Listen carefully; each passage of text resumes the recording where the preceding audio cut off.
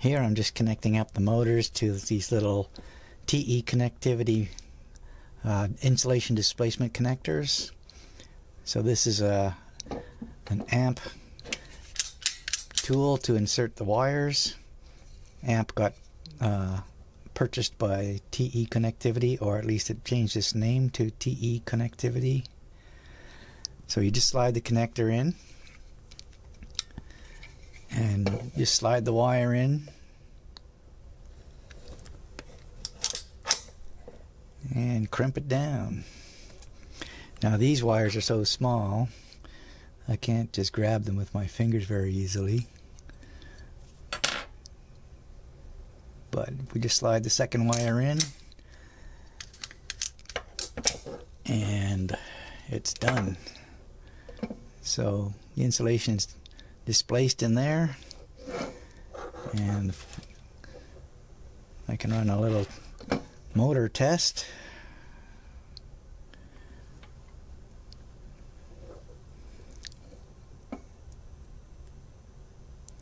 Just to make sure that they got connected.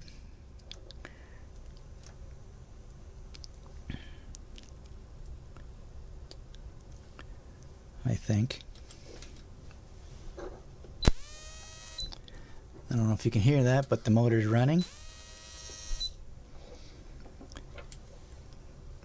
So it made good connection.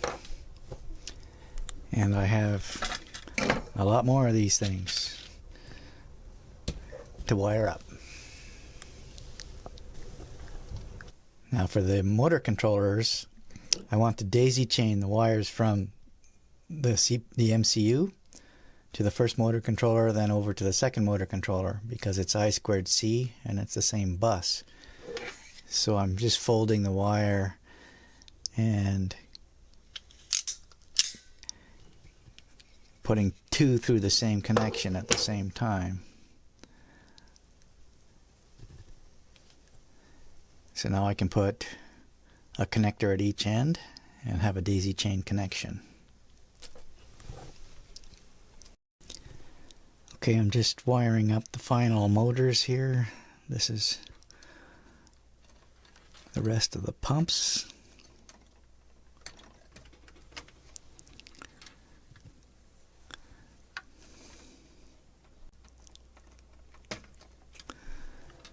These are supposed to be buttable connectors, but they're tight.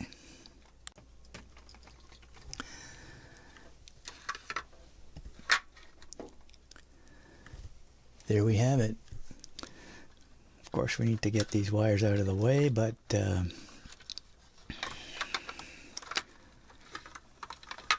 that's more or less how it's going to work.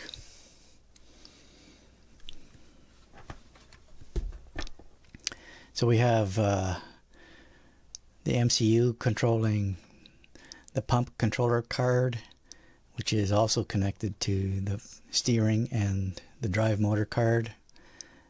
This is the steering motor connection and the drive motor connection. So all we need to do is hook up power, which goes from here to this USB connector, and then this power from this USB connector to the MCU. The reason for that is this silver battery will turn on as soon as there's a load. This one actually responds to the switch, so the switch turns it on and off, and I want to be able to turn off the motor power independently of having the MCU running. But basically here we are, all wired up and ready for some software to get it running. I can tilt it up a little bit so we can have a bit of a look there. And I have to tape this down.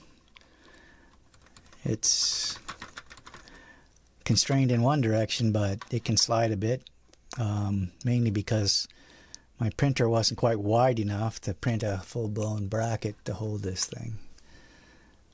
So I could have done something else, but I think a little bit of tape will hold it properly.